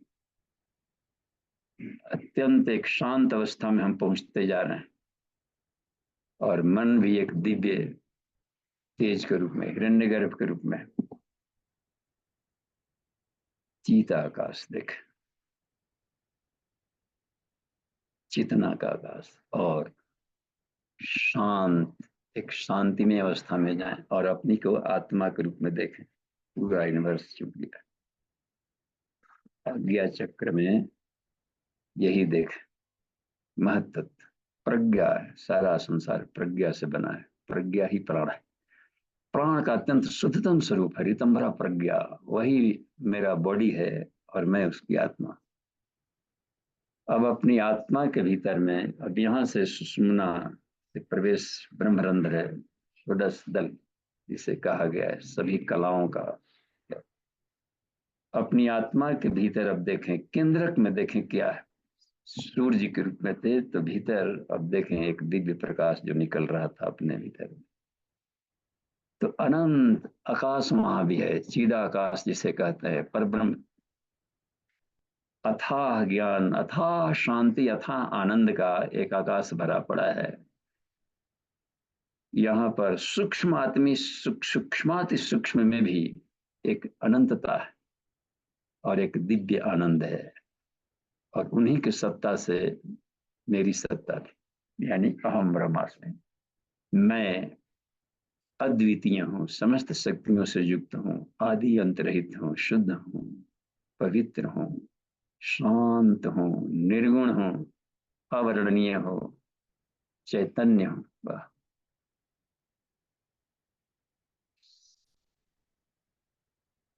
फिर अपने आप को जैसे चले थे अब सहजावस्था में आवे और आज्ञा चक्र में अपने आप को सूर्य के रूप में देखें और पूरा चिदाकाश में अपना चिदाकाश से अब चिदाकाश में देखें और फिर क्रमशः यहीं से अब देखें धीरे धीरे कि इस चेतना पर ये पांचों कोषों के आवरण है। आनंदमय कोष एक काउजल बड़ी है, आनंद का भी एक लेयर है, परत है। आनंद एक रस होता है, रस। विज्ञान में कोष है, शुद्ध तत्व ज्ञान वाला भी एक आभा मंडल है आवृत। उसके बाहर भी मन का एक आवरण है जहां से विचार निकलते हैं। ये सब आकाश ही आकाश है। उसके बाहर में अब प्राण है।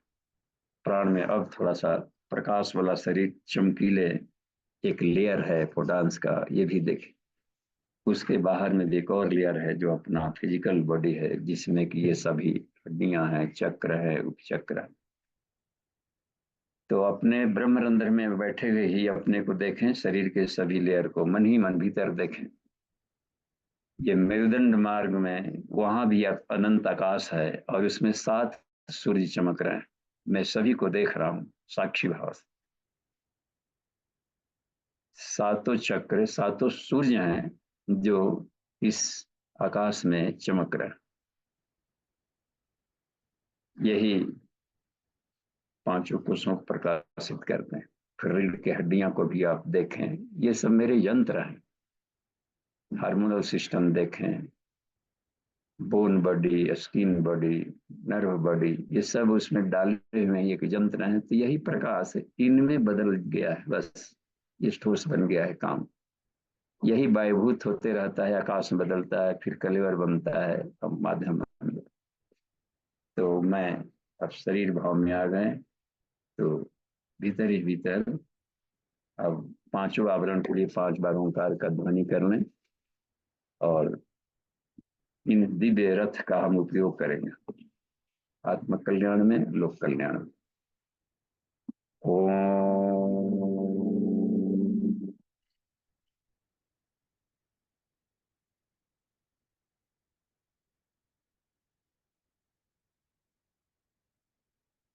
ओम।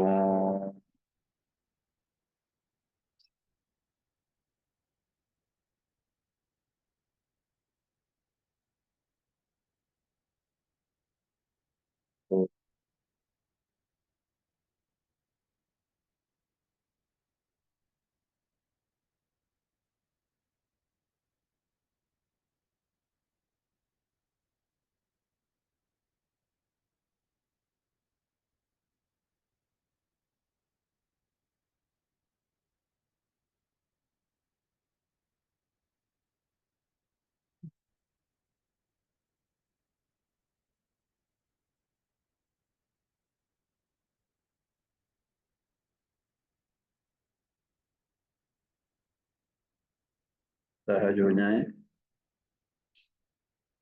समाप्ति, शांति। धीरे धीरे अपने आप को नॉर्मल करें, कोई हड़बड़ी नहीं। और धीरे धीरे नेत्र खोलेंगे तो आंख खोल करके, जो आंख बंद करके सोचा गया था, अब आंख खोल करके उसी ढंग का सोच ले।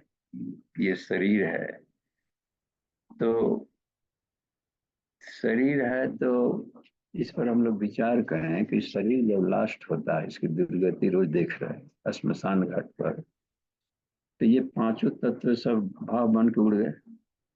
ठीक है, अभी भी है, क्योंकि अलग अलग परमाणु के रूप में टहल रहे हैं।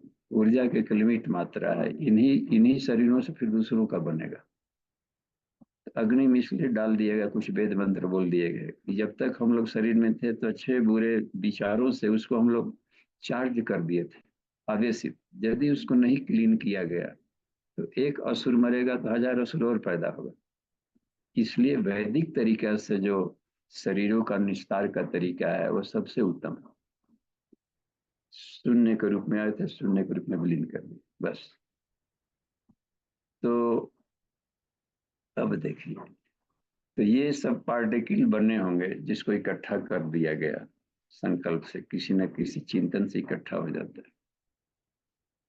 तो अब अपनी चेतना को यहाँ पर जब न समझे, जैसे निकले हुए थे बायोप्लाज्मा के रूप में, तो इसी शरीर में रहते हुए हम सोचे कि हम, मेरा एक्चुअल शरीर है, एक मैं आत्मा हूँ, लेकिन भाफ का शरीर है, एक और है भीतर में, भाफ जैसा, उसको अन्नमय कोश बायोप्लाज्मा।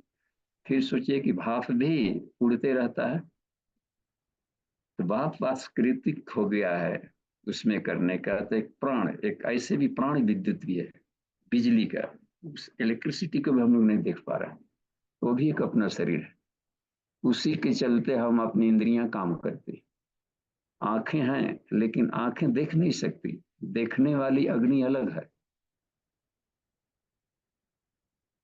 अंधों, कुछ ऐसे भी अंधे दिखे हैं, मिले हैं, जिनकी आंखें थी बिल्कुल, कान नहीं सुन सकता।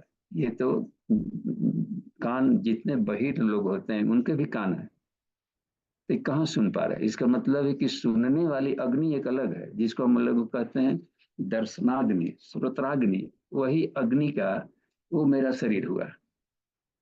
तो ये कान न भी रहे तो भी मैं सुन सकता हूँ, बिनु पग चले सुने बिनु कान। ये तो एक यंत्र था कि इधर उधर न भी रहे तो भी आदमी को कान बंद भी कर ले तो भीतर की आवाज सुनाई पड़ती रहती है। कान बंद कर लेंगे तो भी झिंगुर जैसा आवाज, भीतर का आवाज कुछ सुनते पड़ रहे। इसका मतलब है कि ये कान सिर्फ इधर वालों के लिए आवाजों केवल ये करके कर रहा था, लेकिन इसको भी बंद कर लें तो भी भीतर से कुछ ना कुछ आवाज आते आ रही है। इसका मतलब है कि उसको सुनने वाला कोई भीतर में और भी है सिस्टम। तो इसको कहते हैं कि प्राण के माध्यम से हम अपने को देखें। तो प्राणमय कोश का ध्यान किया जाता है अपने शरीर में, प्राण के जो केंद्र हैं वो, और प्लस प्राण का ऊर्जा का अपने बॉडी से 6 इंच बाहर तक निकला हुआ आभा मंडल का ध्यान करना चाहिए, वो लहलहा रहा। जब मनोमय कोश का ध्यान करें तो अपने आप को रखें तो ब्रह्मरंध्र में, लेकिन सोचिए कि जो आभा मंडल है शरीर से बाहर तक का, वो अपना शरीर है, हाड़ मांस गायब कर दें उस समय, उसकी चमक हम बढ़ा रहे हैं। और वो क्या करता है, अब वो चमक में यदि तेज हो गया तो जहां भी देखेंगे आंखों से, उसमें सब आत्मोत देखेंगे, ईश्वर इसमें झिलमिला रहे। कानों से जो भी ध्वनियां सुनेंगे उसमें ईश्वरीय आनंद का अनुभव करेंगे। तो ये वो काम करता है मनोमय कोश, चमकीली आभा मंडल। काली यदि रहेंगे उसमें से रेडिएशन, तो वो सब रिएक्ट करेगा कहीं से, तो फाइट वाला है, सबको न्यूट्रलाइज कर डालता है। तो अपनी आभा मंडल का ग्लेज बढ़ रहा है, 10 फीट आउरा तक हो गया। विश्वामित्र ने करोड़ों मील दूर तक अपने आभा मंडल को फैला दिया था। तो ये मनोमय कोश को शुद्ध किया जाता है। कॉस्मिक बॉडी का जब है अंतःकरण नाहत, तो उसमें सोचना होता है कि मेरा शरीर आकाश का है, कॉस्मस माने आकाश। तो जहां तक आकाश है वहां तक अपना ही शरीर है, सबकी भाव संवेदनाओं को आप टच करें तो ये संसार और हृदयों से स्पर्श कर ले। तो ऐसे अपने आप को आंख खोल करके भी देखा जा सकता है, आंख बंद करके भी। अभी खोल करके हम नहीं देख पाते हैं, इसलिए आंख बंद करने का पहले प्रयास किया ऋषियों ने। जब पक जाएगा तो कबीरदास बन जाएंगे, आंख न मूंदो कान न रुदो। अब आंख क्यों बंद करें, जब खोलते हैं तो वही दिख रहा है, आंख बंद करें तो वही दिख रहा है। तो इसको सहज समाधि कहने, और यही आनंद में कुछ स्थिति आएगी, हर जगह जिन मिलाता रहेगा। तो हम चाहेंगे कि कुछ प्रश्न हो जाए, 2-4। जी। उदारता और साक्षी भाव में आप कुछ बता रहे थे, उसकी थोड़ा विस्तार से। उदारता और साक्षी भाव, आपने कहा उदारता है, हाँ, साक्षी भाव। साक्षी भाव को उदार भाव कहता है। साक्षी भाव का एक नाम है उदार दृष्टि, देखना उदार ढंग से। जैसे अपने छोटे बच्चों से मांग ले, बाबू एक प्लेट, एक गिलास पानी लिया, वो ला रहा, शीशा का गिलास में ला रहा, शीशा गिलास बढ़िया से धो धा के ले आ देना, वहां रखा है गंगा जल पानी, बोला बढ़िया पानी है ले आके रख देना, हम ले आए गंगोत्री से। थोड़ा उसको सोचते हैं कि आज फास्टिंग है, आज उसी को पिए। अब गंगोत्री से कतना माथा पची कौ के ले आए होंगे पानी टंग में, आज मन किया था कि उसी को पी ले, बेचारा बाबू ले आ रहा था और चौकट पर ठेस लगा, गिर गया, शीशा फूट गया। अब देखिए, अब यहाँ पर आपके टेम्पर देखने लायक होगा। तो साक्षी भाव, आप थर्ड अंपायर बन जाइए और अपने को भी अपने देखिए कि क्या रिएक्ट कर रहा है। अगर नालायक कहीं का कैसे चलता है, डांटने फाटने लगे तो बेचारा और नर्वस होगा वो। उसकी क्या गलती थी, पड़ गया, ठोकर पड़ गया, हमसे भी हो सकता था, कोई बात नहीं बेटे, नो प्रॉब्लम। बस आज धरती माता को पीना था, वाह, उसको निगेटिव उसको भी मत जाने दीजिए, अपने भी न चंचल। धरती माता हम सबकी माँ है, वाह, वहीं से यही जा करके आए, अफसल में आकर के धरती में आ गया, यही उर्वरक होंगे सब। तो ये पॉजिटिव भाव से यदि देख रहे हो, ये उदार दृष्टि हो गई। तो उदार दृष्टि से चेतना शुद्ध होती है। प्रकृतिया तु भवोदारो नान उदार कदाचन, प्रकृति से उदार बनो, न कि कोई कहता है तो अरे बेचारा काहे डांट रहे, कोई आपने डांट दिया, फादर डांट रहे हैं, दादाजी आएंगे काहे डांट रहे हैं बेचारे के, तो गलती से ठोकर लग गया, जानबूझ के गिराया है। आप उदार बने, लेकिन आपके प्रति उस बच्चे का भाव उदार ना हुआ, दादाजी श्रेय ले गए। इसका कहना है कि तुम ही क्यों उनको दूसरों को श्रेय लेने देने, तुम ही स्वभाव सुधार बनो, तो आपके प्रति उस बालक का प्यार कुछ भिन्न हो जाएगा। तो ये कहा कि तुम स्वभाव से उदार बनो और दूसरे के अंतःकरण के आधार उदार दृष्टि से उसके बारे में सोचो। कोई कितना हो अपराध कर रहा है, विवेकानंद ने कहा कि जो नरबली करता है लोग कहीं, तो इसमें नरबली कर रहा है तो उसकी उसकी गलती नहीं है। उस जिस माहौल में रचा पचा बचपन से पला बढ़ा है, उस माहौल में हम भी रहते तो हम भी वही करते जो भी कर रहा है। यदि उस पर कृपा करनी है तो उसके फ्रेंड बन करके उस कल्चर में जा करके कुछ रहन सहन की शैली सिखानी पड़ेगी हमें। एक अभ्यास क्रम, न कि खिंचने झल्लाने से बात बनने वाली। लड़का है बदमाश हो गया, एक आकाश से सब टपके हैं जी, जो भी आज उग्रवादी आतंकवादी कहा जा रहा है, आकाश से तो टपके नहीं, हमारे ही आपके बाल बच्चे हैं। तो निश्चित रूप से उनको गर्भावस्था से संस्कार नहीं दिया गया होगा कहीं ना कहीं पर, तो गार्जियन भी दोषी है, समाज भी दोषी है कि कोई टोका नहीं। तो दंड एक को क्यों दे? इसका एग्जाम्पल दिया है गुरु जी ने कि एक चिरोटी चोर था, कोर्ट में केस कर दिया गया, तो जज साहब ने उसको 20 पेंस सीलिंग कुछ ऐसा था कि उनको 20 पेंस का लगा दिया दंड। बचाव पक्ष के वकील ने कहा कि हुजूर यदि पैसा ही रहता, रोटी कैसे चढ़ाता, कहाँ से दंड देगा? कहा कि जो हमने 20 पेंस लगा दिया है दंड, उसमें यहाँ पर 19 वकील लोग हैं ना जी, ये देंगे 19 और एगो हम जज साहब देंगे, हम लोग भरेंगे, क्योंकि हम लोग के पढ़े लिखे के समाज में एगो रोटी चोर कहाँ से आ गया, असली अपराधी तो हम लोग हैं। ये देखिए, तो व्यक्ति कोई विचार, मान लो कोई लड़का गलती ही कर दिया, यंग जनरेशन हो या कोई हो, तो गलती कर दिया, तो गलती किया है मन और पिटाई कर रहे हैं शरीर का, तो नहीं लग गया किसकी गलती, किसको दंड दे रहा है? उसके मन को शिक्षण देना पड़ेगा हमें। तो साधना मनोमय कोष की होती है। तो उदार दृष्टि से भावनाएं, ईर्ष्या द्वेष कब आ गई है, जो हिंसा कब बदलती है? जब ईर्ष्या द्वेष सड़ जाता है तो अपराध में बदल जाता है। द्वेष भाव, कहीं ना कहीं प्यार का स्वाद नहीं मिला होगा उसे, तो आक्रामक बन गया। तो ये सब हुआ करता है कि उदार दृष्टि से, कॉस्मिक बॉडी से भाव शरीर जब शून्य हो जाता है तभी अपराध आएगा। कोई दूसरे को प्रताड़ित कर रहा हो, पति पत्नी हो या बच्चे हो या पड़ोसी हो या दोस्त दुश्मन हो या विभिन्न राष्ट्र हो या विभिन्न मजहब हो, तो अपराध तभी न करेगा जी जब उसको ये मालूम है कि ये पराया है, अपना नहीं है, ये भी ईश्वर का बेटा है, अपना ही भाई है। वृक्ष वनस्पतियां तो कोई भी पेड़ों की कटाई करेगा, कहीं नहीं कहीं आएगी। तो ये तभी बढ़ता है जब विज्ञान में कोष शून्य है, भाव संवेदना EQ लेवल, इमोशनल कोशिएंट शून्य है। तो विज्ञान में कोष को ही जगाना है। आज का रोग वहां पहुंचा है, इसलिए साइकियाट्रिक्स भी कुछ नहीं कर सकते बिना, मन से ऊपर चला गया है रोग। और ये दवाइयां का असर नहीं पड़ने वाला है, इसलिए कि ये शरीर के रोग को ठीक करता है। प्राण को रोगों को ठीक कर दिए प्राणायाम आसन वगैरह, ये भी नहीं कुछ काम करने वाले हैं, ये खास रेंज तक ठीक करेंगे। मनोमय कोष की साधना सभी इन दिनों बाहर चला गया है, भगवान बुद्ध वाले भी अब लेयर कमजोर पड़ेंगे। उन दिनों समझदार लोग गलती कर रहे थे तो समझदारों को समझा दिया तो गलती छोड़ दिए, अज्ञानता के अभाव में। और जब समझदार ही गलती कर रहा है तब कौन समझावे? तो अब उनको हटाने के लिए है कि भाव शरीर में जाना पड़ेगा। आज का डॉक्टर आत्मिक संत होना चाहिए। अब प्यार और स्नेह सहभाव सहकार के सिवा कोई उपाय नहीं, बस।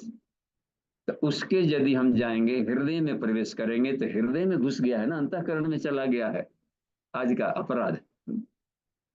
हिंसा भाव, भाव समझ रहे, द्वेष भाव, मन क्लियर से भी आगे भाग चुका है, वृत्ति। तो अंतःकरण की सफाई को ही पर्सनालिटी रिफाइनमेंट कहते हैं, अंतःकरण को पर्सनालिटी कहते हैं। विज्ञान में कोर्स का एक नाम है पर्सनालिटी। बस पर्सनालिटी रिफाइनमेंट यानी अंतःकरण की सफाई किया जाए, मन बुद्धि चित्त अहंकार की सफाई किया जाए, बस।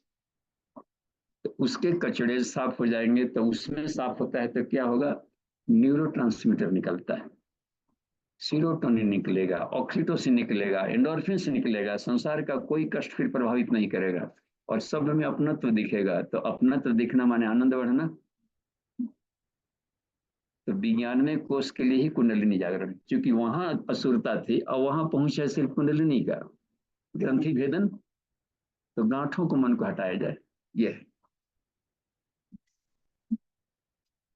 तो उदार दृष्टि का इसी को मतलब होता है कि तत्व दृष्टि से देखें, ईश्वर सब जगह है। तो मन लायक नहीं है तो क्रोध आ गया। क्रोध अक्सर तभी आता है जब आदमी सोचता है कि ये हम जैसा सोच रहे हैं वो वैसा ही काहे नहीं सोच रहा है, मूर्ख कहीं का, ये उल्टा हम कितना बढ़िया सोचते रहे, इसको ये भी बात अकल में नहीं आ रही। और उस माइंड में, उस अकल में हम भी रहते तो वही करते जो कर रहा है। इतनी बात भी समझ में आ जाए तो भी आदमी का क्रोध शांत हो जाएगा।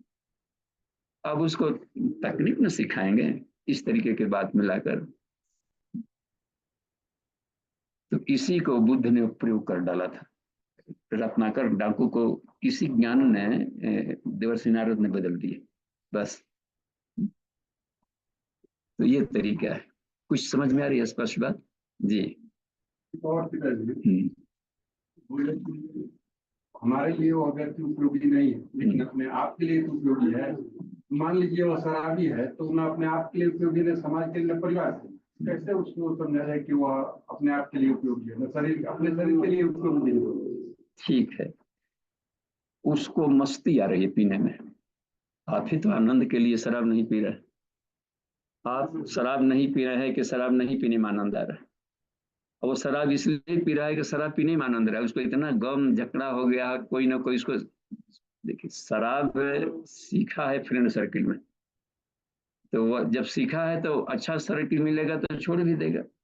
वही व्यक्ति शराब नहीं छोड़ेगा जो जन्मों लिया कांखी तक वो बोतल जाता के जन्म ले लिया, वो नहीं छोड़ेगा।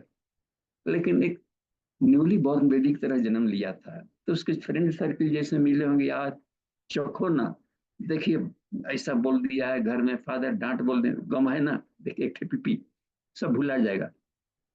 तो कुछ ना कुछ साथी सर्किल मिला होगा उसको ऐसा किया हुआ, इस बात से हम क्यों नहीं सोचते? तो पेशेंट है ना बेचारा, आप स्वस्थ हैं तो आप डॉक्टर हुए, तो डॉक्टर घृणा करेगा पेशेंट से कि उसको अच्छा सा बेड देगा। तो दोष दृष्टि देखें तो करुणा उभरनी चाहिए, न कि घृणा।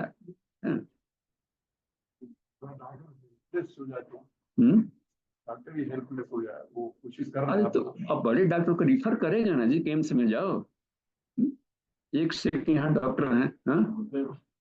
ऐसे और एम्स वाला भी ना ठीक करेगा तो क्या करेगा? वो ईश्वर था, ईश्वर शराबी के पाठ कर रहे थे कि हमारी दुर्दशा लोग देखें, अन्य लोग शराब न पिए। तो कितना बड़ा गुरु है जी वो महात्मा, अपने को गला दिया आपको शराब पीने से रोकने में। ये सब एंग्लो विजन कब आएगा? है कि नहीं जी? बड़ा एक शराबी न जाने कितनों को शराब पीने से रोक दिया, हाँ, खाली अपने लाइफ स्टाइल से बर्बाद होकर। और ईश्वर ही सारा पाठ करता है, अन्य बच्चों को बचाने के लिए अपने शराबी का पाठ कर लिया। जब एक ही ईश्वर है, एको ब्रह्म द्वितीयो नास्ति, तो दूसरा कोई शराबी का पाठ नहीं कर रहा होगा।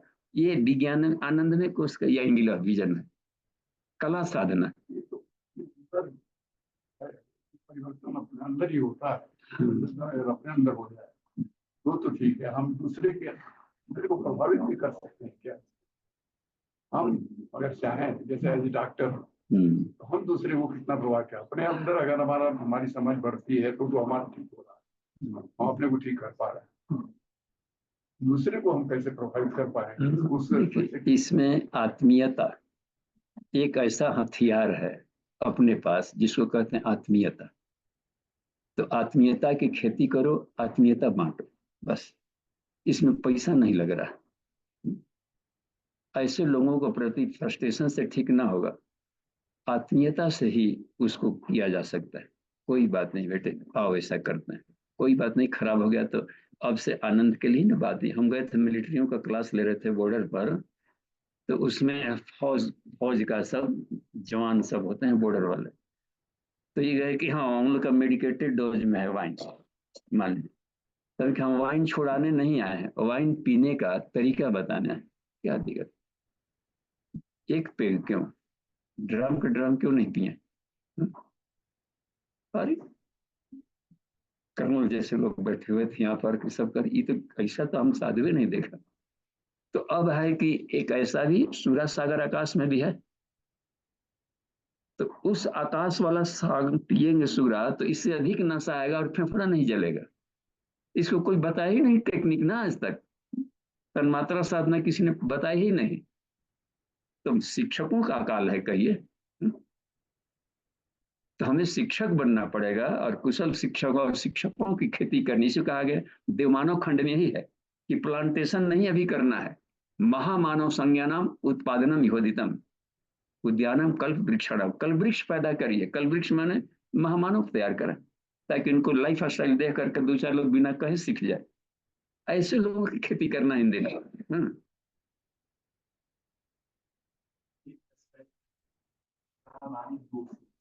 गवर्नमेंट फैसिलिटी रोक रही है, हम लगे हुए बन तो रही है, हम उसको रोकने की कोशिश करते। अगर वो बननी लार्ज स्केल पे सरकार बना रही है और इसीलिए जो वो पॉलिसी बना रहे हैं उनके दिमागों में ये अलग ही गलत समझ ज्यादा इफेक्टिव होगी। अदरवाइज हम एक तरफ से चल रहे हैं आगे बढ़ते जा रहे हैं, ये तो अनएंडिंग प्रोसेस हो रहा है।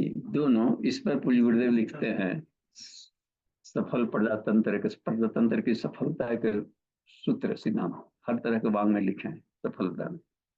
तो एक है कि जो गलती कर रहे हैं तो उसकी दंड व्यवस्था भी कड़ी की जाए। एक अनुशासन, गलती करने वालों को तो दंड व्यवस्था भी कड़ी किया जाए, और दूसरा उनको आर्ट ऑफ लिविंग भी सिखाया जाए। दोनों काम करना पड़ेगा। हाँ, बदमाशी से भी रोका जाए। मान ले कि फुहड़ गीत बना रहे हैं, ठीक है, तो फुहड़ गीत बनाने वालों को भी दंड दें, क्योंकि हर कोई कबीरदास नहीं है कि आपके फुहड़ गीत में से भी आध्यात्मिक अर्थ निकाल लेगा। कोमल मस्तिष्क अपने ढंग का बाजारू अर्थ निकालेगा, घसेट और फिसलेगा। तो इसको भी प्रयास किया जाए कि फुहड़ गीत ना बने, ठीक। और दूसरा, यदि कान से फुहड़ गीत सुनाई पड़ गया तो आध्यात्मिक अर्थ निकाल लो, ये भी टेक्निक बताना पड़ेगा। हाँ, इसको कहा जाता है दुधारी तलवार। तो जो कल्कि अवतार आएगा वो दुधारी तलवार चलाएगा, दोनों तरफ का प्रयास करेगा, दुष्प्रवृत्ति उन्मूलन भी करेगा और सत्प्रवृत्ति संवर्धन भी करेगा। केवल रोकने से बात नहीं बनी है। हाँ, तो सत्प्रवृत्ति संवर्धन, दुष्प्रवृत्ति उन्मूलन, इन दोनों को साथ प्रक्रिया करिए, योग और तप की प्रक्रिया, तब बात बन जाएगी। बस अब मान लीजिए कि हम अपना गीत नहीं बजाएंगे, लेकिन रास्ता में चल रहे हैं तो दूर चोंगा बांध दिया है और माइक वहां पर चिल्ला चिल्ला के फुहड़ गीत बज रहा है। तब गाड़ी रोको जी, सीढ़ी है जी, कहाँ लिफ्ट है, कहाँ घर है, वहां जाना है, बंद करो, ऐसा करेगा कोई? संभव है? तो कान में आ भी गया तो नाद ब्रह्म की साधना क्यों नहीं सिखा दें कि हर शब्द में ईश्वर है, इसको इस अर्थ में लो, अर्थों को कभी गंदा नहीं किया जा सकता है। तो ये दोनों ट्रेनिंग चलाना पड़ेगा अभी। शांति पाठ अभी कर ले, समय हो गया।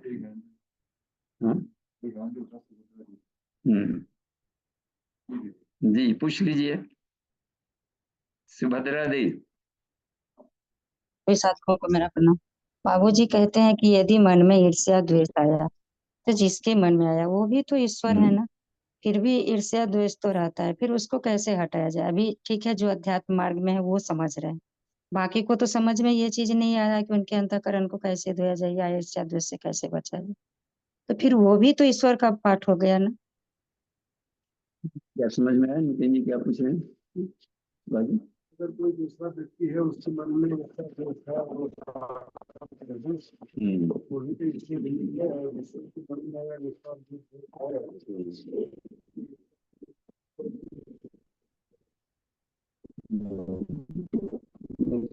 ईर्ष्या द्वेष की परिभाषा तो हम अपने अनुसार न गढ़ दिए कि खराब है। क्या हो रहा है मरीज, वो तो मरीज के मवाद निकल रहा है, तो मवाद निकलेगा तो उसमें ईर्ष्या ईर्ष्या द्वेष हम कैसे मूल्यांकन कर लिए? वो तो उसके भीतर में मनोमय कोश विज्ञानमय कोश की जो ये थी खराबियां थी उसके भाप निकल रहे थे। तो गुणा गुणे से वर्तन था इति मतवा न सजते। उस तरीके के मन असंस्कृत मन हो तो ऐसा ही रिएक्ट करता है इन परिस्थितियों में। यह जानकर के हे अर्जुन, तुम संसार के ये उतार चढ़ाव में फंसो मत, गुण ही गुणों बरतेंगे। तो अब देखेंगे कि कौन से बॉडी वाला लेयर विज्ञान में कुछ ईर्षा द्वेष, तो उसके विज्ञान में कुछ की सफाई वाला क्लासेस चला देंगे, खत्म। अच्छा अब है कि वो नहीं पढ़ने आएगा तो उसके डिक्शनरी में हमको समझाना पड़ेगा, बच्चों को खेल खेल में पढ़ाना पड़ेगा। आके माला लप क्यों नहीं जप कर रहा है, ऐसा माला उठाएगा ही नहीं, जपने नहीं आएगा। 10 मिनट जप कर, इस बीच में उसको खेल क्रिकेट कमेंट्री दिक्कत पड़ रही है, स्कूल जाना है, क्या करना है, तो हम अपने जन से बनाना चाहते हैं ना। यही अपराध है आध्यात्मिक। रोज नहीं कहा एक बात को बराबर अपने जैसा मत डांटो, ये खराब है वो गलत है, तुम अपने जैसा मूर्ख एक और बना दोगे, तू अपने तो मूर्ख हो, एक और मूर्ख पैदा कर देगा, तुमसे तो बढ़िया बुद्धि बनेगा नहीं। तो उसको अपने फ्री माइंड से भी डेवलप होने दो। अब रह गया कि एब्सोल्यूट ट्रूथ ये है वेद का ज्ञान, तो वैदिक क्लासेज भी चलाया जाए उनके डिक्शनरी में, उनके टाइप का खेल खेल बना करके। तो जहां पर भी जो विकसित गुरुकुल होते थे, राष्ट्र होते थे, जिन राष्ट्रों के बच्चे सब राष्ट्रीयता की भावना से उत्प्रोत हैं, जापान वगैरह की तकनीक भाई सब देखिए, उनके स्कूल कॉलेज पढ़ाने की बिल्कुल अलग शैली है। स्वच्छता सफाई अपने सिखाया जाता है, जाते स्कूल में ही कुर्सी पर दिखा रहा था कि सोने की भी व्यवस्था वहीं बनाया गया कि रेस्ट लो, थक गए हो, खेल खेल में किताबें नहीं दी जाती कुछ वर्ष तक, लेकिन व्यवहारिक ज्ञान दिए जा रहे हैं। तो यदि हम चाहते हैं अपने समाज को डेवलप कर देना तो संस्कार परंपरा गर्व से भी दिया जाना चाहिए। तो गर्व से लेकिन भी यदि वो ना संस्कार। सुने तो कभी कभी जी तो होता है ना कि आप अपना ज्ञान अपने पास रखिए। हाँ, तो आप हम एक बन जाएंगे तो कहना नहीं पड़ेगा, केवल सोच लेंगे कि सुधर जाए तो सुधर जाएगा। हम ही कमजोर चुंबक है ना। जी हाँ, ये बड़ी हाँ, बात। महर्षि रमण बनना नहीं चाहते, मन ही मन नहीं कहना चाहते, चिल्ला कर कहेंगे। तो अपने को आत्म सुधार संसार की सबसे बड़ी सेवा है। बस अपने सुधार देंगे तो ईश्वर की बाल क्रीड़ा लगेगी, वहां पर ईर्षा द्वेष दिखेगा ही नहीं। जी प्रणाम बाबूजी, थैंक यू। हाँ जी ठीक है, शांति पाठ कर ले। ओम शांति शांति शांति। समाप्ति।